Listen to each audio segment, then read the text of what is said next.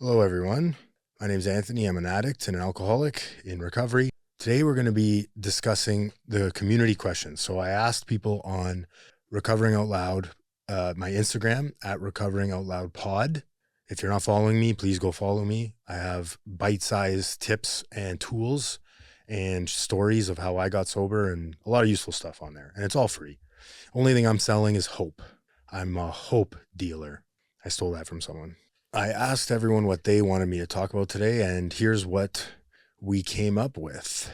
So today I'm going to talk about recovery isn't a one-size-fits-all, helping others while staying sober, emotional boundaries for professionals, power of routine and why routine is important in recovery, how families can support recovery, so someone coming back home from treatment, recovery skills that bleed into normal life, so people that don't have addiction, what they can do, how these skills are transferable. I always say this, recovery skills are very much usable for everybody, whether you have an addiction or not. They are good life skills, and I've found that to be extremely true, exceptionally true. Okay, so first up, the first topic discussion was 12 steps not being for everyone, alternate options for detox/rehab. Thanks to Joey B 561. I appreciate it.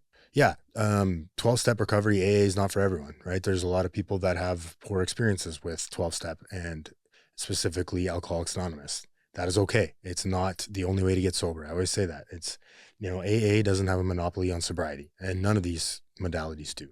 Whatever works for you, do it, work it. A lot of them are free. The 12 steps work for a lot of people, but again, they're not necessary to get sober. So there's CBT-based programs, there's Smart Recovery, which I talked about, and I want to refer to an earlier episode I did, 12 steps versus non-12 steps versus therapy. Go check out that one if you don't like 12-step or you want to explore other recovery modalities. I talked about it at length in that podcast. There's LifeRing secular recovery, Refuge recovery, Buddhist-based approaches, inpatient versus outpatient, and harm reduction models, and medication-assisted treatment. So make sure you choose a path that matches your values and takes away the stigma.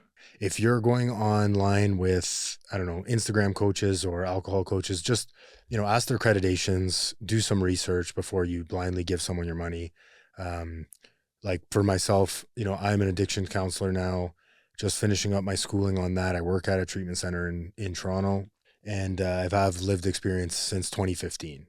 So just do your research, ask questions, ask what qualifies them to be an addiction professional. So the biggest difference between detox and rehab, detox is very much necessary for a lot of substances, including alcohol, right? Alcohol probably being the most dangerous one. Alcohol and benzos, the two that are fatal, they're severe, right? So you want to be very careful when you're detoxing from those. Make sure you get nurses, make sure you get physicians, don't do that alone. And the opiate ones, although you can't, they're not fatal, they're very horrific to go through, opiate withdrawals. So don't do that one alone either. There's tons of free detox, government-funded detox in Canada. I would start with Connex. So CONN, ConnXEX. I'm going to link it in the show notes, but Connex is a great resource. You can call, it's free, and they will direct you to the service that fits you. They are basically a directory. You can also, I believe, call 211, I think, is for mental health services in Canada. So for me, when I was coming off of benzos and I was coming off of stimulants, cocaine and meth, I did a detox the first time when I went to Utah. I went to a separate detox facility. That was in the US. A lot of treatment centers will have detoxes in them. But there are a lot of standalone detoxes as well. And benzodiazepine withdrawal, what it felt like for me was extreme rebound anxiety. So, I had crazy thought loops that I couldn't get out of, physical anxiety, sweating. I was like heart palpitations. I was nervous all the time. I was uncomfortable. And so they will wean you off that medically and properly to make that experience as smooth as possible. Highly recommend seeking medical professional help. Next topic, helping others in recovery while protecting your own. This is a good one. How do I help someone else while protecting my own so I don't make sure they get dragged down with me, right? Important side note on this is if you're trying to help someone get sober and it's starting to make you feel like you want to drink or use, it might be best to go to somebody else with more sobriety time or a addiction professional to help you. Don't do it alone, right? But if you're in a fit spiritual condition and you are feeling, safe and confident with helping that person, go, by all means, do it. Help them. Take them to a meeting, right? Don't hang out with them at a bar. Go take them for coffee.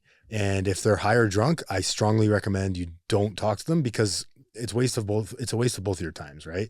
When people call me and I can tell that they're drunk or high, I just tell them to call me back when they're sober. It's really that simple. It's, if they take it personally, well, they won't remember anyways because they're fucking high and drunk. So, but yeah, it's important that I talk to people when they're in their sober state, because that's really them. When they're using or drinking, you're not talking to that person. You're talking to the addiction. You're talking to the disease. So important distinction there. Make sure that, just call me back when you're sober. I'd love to help, but I'll be here when you're sober.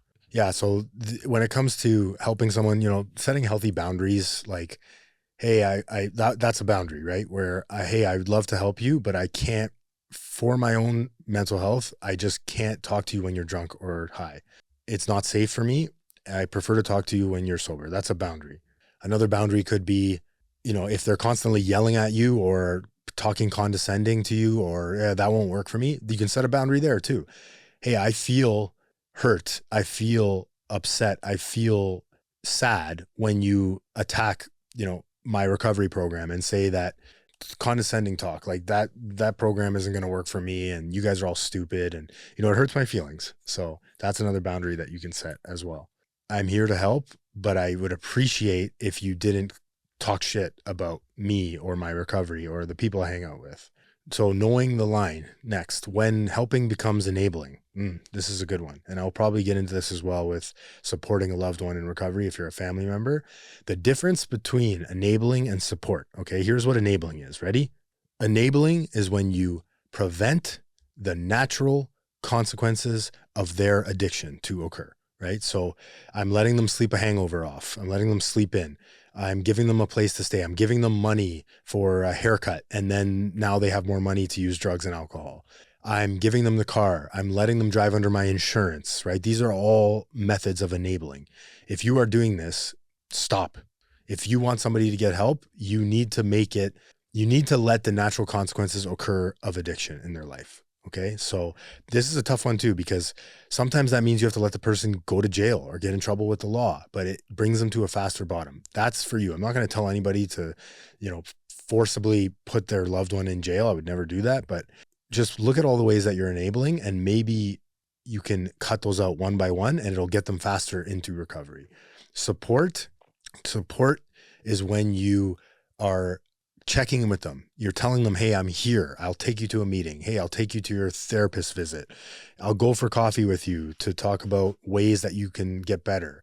That's support, right? Showing up, keeping in touch, and not taking them to the bar, not meeting them at the bar, just being a good person and showing up. Sometimes that's all that we as addicts need. My wife just showed up for a long time, right? She didn't tell me what to do or yell at me, or she just showed up. And when I was drinking or using, she said, I can't be around that. I can't watch you kill yourself slowly. I can't be a part of that. When you're ready to get help, I'm here. Simple as that. Another way that we can enable without probably realizing it is like when somebody doesn't show up to events, you're covering for them, right? So if Johnny missed the Christmas dinner and his mom is saying, making up excuses and covering for him because he was high or drunk, that's not good, right? You need to allow the natural consequences of his addiction to occur. Unfortunately, we can't get anybody sober, but we can be there. And when they hit that bottom and they're ready to reach out their hand, we can be there. Hey, I'm here when you're ready. Hey, I'm here when you're ready. Simple. Yeah, you want to be making sure that you're taking care of yourself, right? So if you start to see that you're feeling responsible for their outcomes, that's a red flag. If you're starting to feel attached to the bad decisions that they make, or you're starting to feel like, I don't know, you're responsible at all, like that's probably a red flag. You might want to check that. If they are pulling you away from your self-care routines and your recovery, that's a red flag. Your recovery must stay number one. Don't put anyone else's recovery above yours, right? So if you're constantly going to help that person out when they're in a bind or they're in, a hangover, don't bail them out. You know what I mean? Unless they want to get help, right? But if you're constantly showing up and bailing them out and they're relying on you to keep using and drinking, maybe you should stop that. Yeah. So for me on this one, I can remember, a few times I've taken a lot of guys through recovery. I've sponsored a lot of guys over the years, and not all of them make it. Most of them actually disappear. And I think a lot of people can relate to that have been in long-term recovery. It's, I always tell guys when I work with them, I'm not responsible to keep you sober. I have no power in keeping you sober. Only you and your higher power can do that. I'm just here to take you through the recovery program, to show you the light in a dark place, to show you the way I was taught on how to get sober and stay sober. That is my only job. That is my only responsibility. I am not responsible for the outcome. I'm not responsible for you staying sober. I will hopefully guide you to a spiritual experience, which is what I've experienced and what I think is necessary to stay sober, but I can't cause that for you. I can't force you to do anything. I'll show you the path that I took, and, I'll hold your hand through it. The takeaway from this is you cannot pour from an empty cup. So make sure your cup still has recovery juice in it. Make sure your spiritual bank account is still intact. You can't give away what you don't have. Supporting others while maintaining your own recovery first is the takeaway, is the priority here. All right, next we have, how do professionals avoid absorbing other people's pain? Yeah, this is a good one too. I've been dealing in the addiction field professionally for less than a year now, but I still have a little bit of experience. I can comment on this at least. Is you got to kind of separate the addiction from the person, right? You can't become close with people when you're working with them, because that's a boundary that I need to set. If I become too close to people, things go wrong generally, and that's not good. It's a professional environment. I'm here to give you tools and help you through it. But again, I'm not responsible for your recovery, and we are not friends, right? We can coexist together and we can, be civil. But at the end of the day, I am a professional working from a professional lens, trying to help you to find your own recovery. But yeah, it gets hard, right? Like I've gotten emails so many times where it's like, we don't need your services anymore.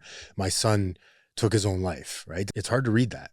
It's hard to do this job sometimes where not everybody makes it. Like the statistics are not in our favor, right? In addiction. So it's tough.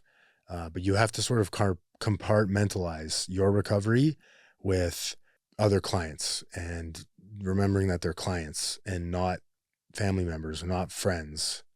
The other thing too that's hard about it is like taking your own bias into it, right? So for example, I have a bias of, certain recovery programs working for people. And when somebody says that recovery program didn't work for me, my first thought, I get filled up with anger, where I'm like, did it not work for you, or did you not work for it? And usually it's, you didn't work for it, right? But I kind of get defensive about that, and I forget that people just coming, I was talking to a guy today that was blaming everything but alcohol for his problems, right? I just need to move.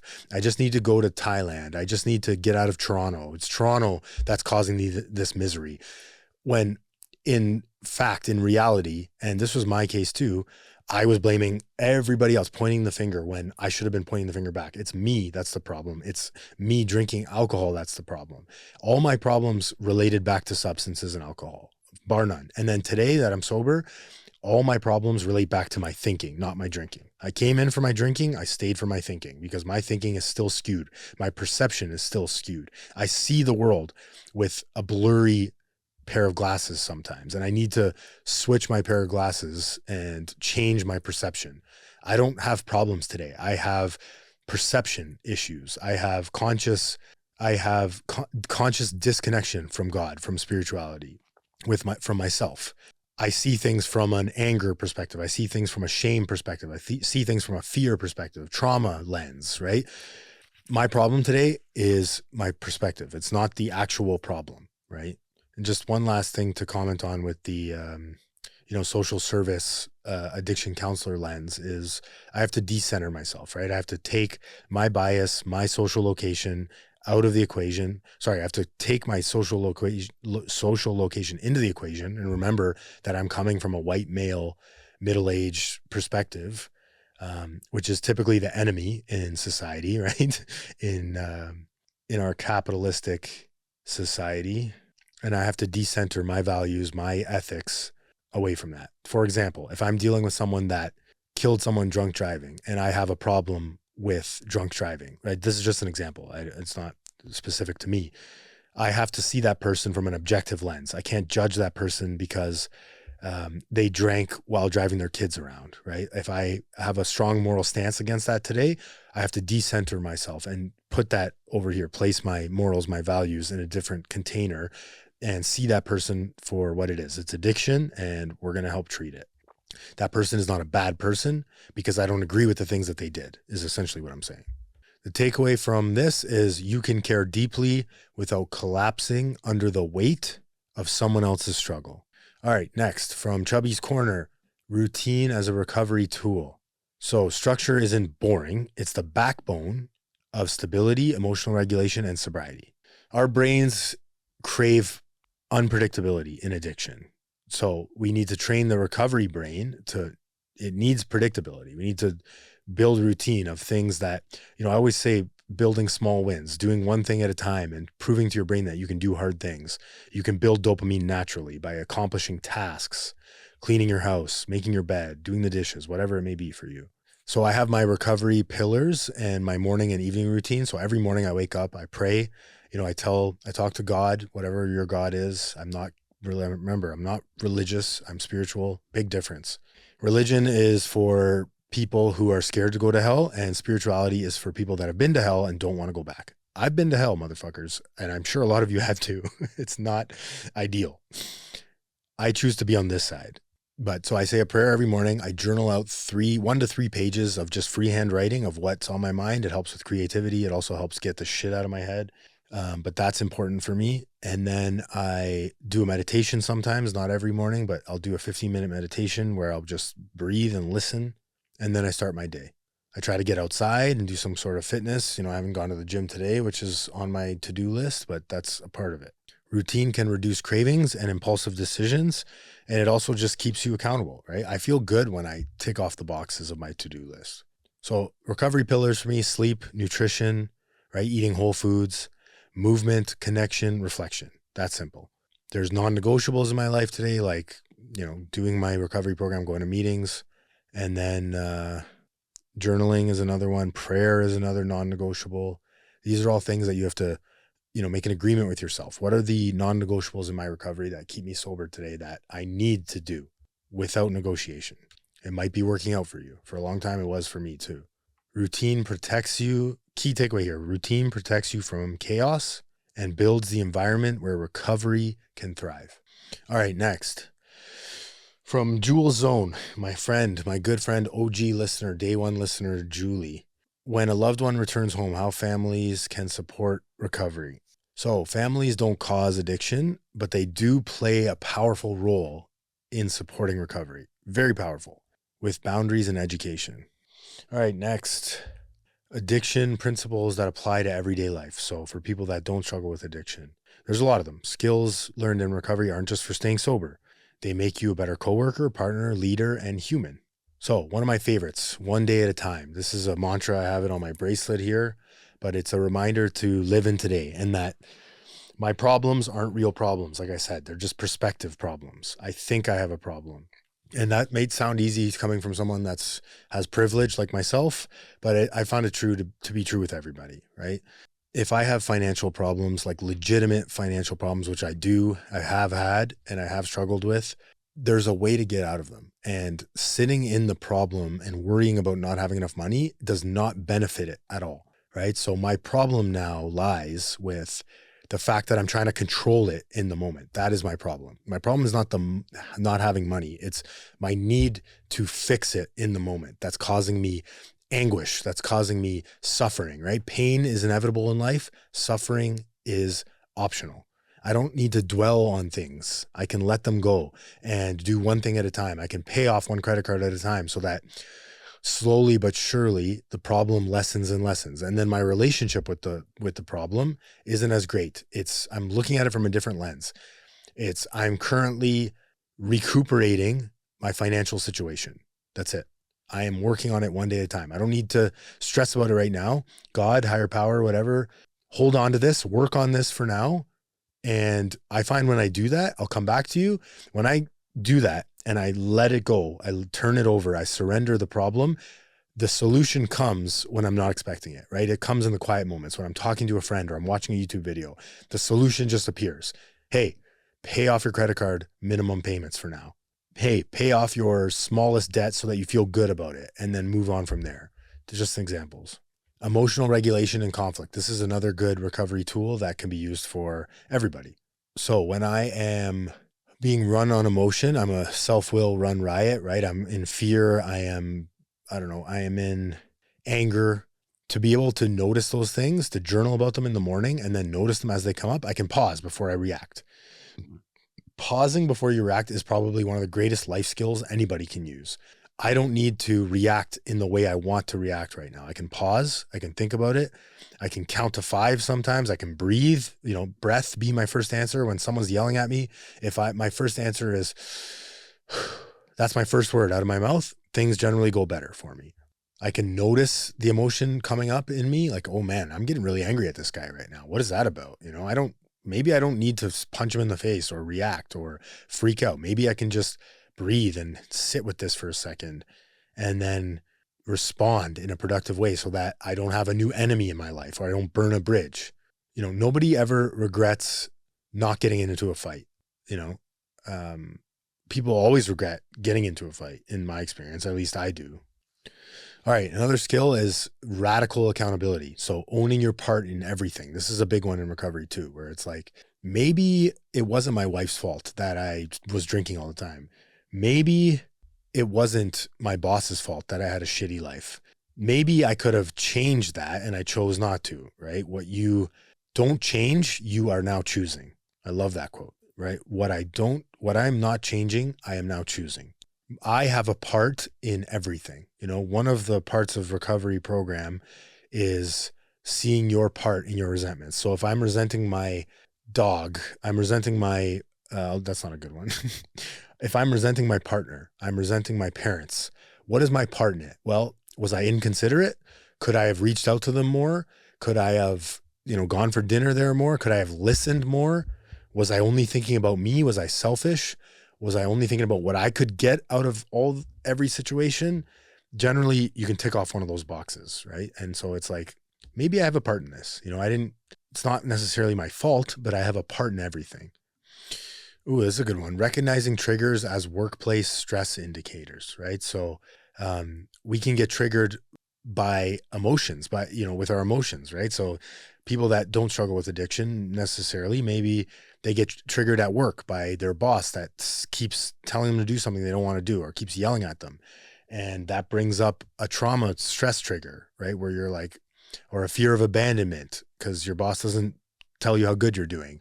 You maybe experienced as a kid, as a child, your parents never commended you for doing things. They never gave you any attaboys. And now that's what you look for. Recognizing that I look for external validation. And when I don't get it, I get triggered at work and I freak out and I do a bad job or I get fired or I get put on performance improvement plans.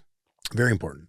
So another set of tools, communication, empathy, patience, and boundaries, right? We already talked a little bit about boundaries, so I won't go into detail about that, but you can set boundaries in your life with anybody, right? And you don't have to be a drug addict or alcoholic or a trauma survivor to set boundaries. They're healthy things. They bring relationships closer together. They build relationships. They strengthen relationships. And then, like communication, I think majority of problems, conflicts in life today are lack of communication. That's just my opinion. Typically when there's a disagreement or adversity, it's because I haven't communicated how I felt with somebody, right? And using I statements is another big tool. I feel hurt when you constantly call me an asshole. I feel hurt when you don't, I feel sad when you don't do the dishes or you don't clean up after yourself. It affects me negatively. Not you're an asshole, do the dishes more, or you never do the dishes. It's I feel fearful when you keep drinking. I feel upset when you ignore me or you don't cuddle me, whatever it is. I statements. Yeah, my recovery program definitely enhanced my professional life, right? It made me a better manager because it made me, when I was managing a team, it made me realize that I have to treat people like people. And in recovery, that's what I do today. I lead with empathy, or I try to, at least. Is empathy for me is seeing the footsteps of everybody's life to, their where they got to today, and also what they're dealing with today. So not just empathizing with something that happened to them now or in the moment, but empathizing with their entire life story. So maybe they were marginalized or they were discriminated against. It's trying to put yourself in that perspective and understanding that maybe that guy is robbing a convenience store because he was brought up in a terrible environment and all he could do to get money was steal. Or maybe his dad was stealing, or maybe his dad was an alcoholic, right? It's understanding. You're understanding what has brought them to this point. You're humanizing it. You're putting themselves in their shoes. But yeah, recovery has definitely benefited all aspects of my life. It's made me a better brother. It's made me a better son. Not perfect, it's definitely a work in progress, but it has enhanced my relationships bar none. It has given me a peace of mind today that I don't need to worry about my financial problems in this moment, because there's nothing I can do about it in this moment anyways. I can do these small things, turn the results over to the universe, focus on inputs and not outputs. A lot of transferable skills for everybody. All right, I think that's it for today's episode. So I like doing the Q&A ones. If you have any topics or questions you want to ask me, please reach out to me on Instagram or YouTube. Again, it's Recovering Out Loud Pod, at Recovering Out Loud Pod. Follow me, message me, and give me some suggestions for topics. I really enjoy doing these. I'm in the studio today and, putting in work, consistency, right? I'm not getting the results that I thought I deserved to get or should be getting. Should is such a dangerous word in recovery. That's okay. I'm going to keep showing up and putting out this free content for anyone that it might help. And if it does help you, follow, like, subscribe, rate the podcast. That's the best repayment I can get. This is all free. All this stuff was freely given to me, freely taught to me. And I enjoy doing it. So thanks for listening, guys. I look forward to the next one. And I appreciate, if no one's told you this today, I love you.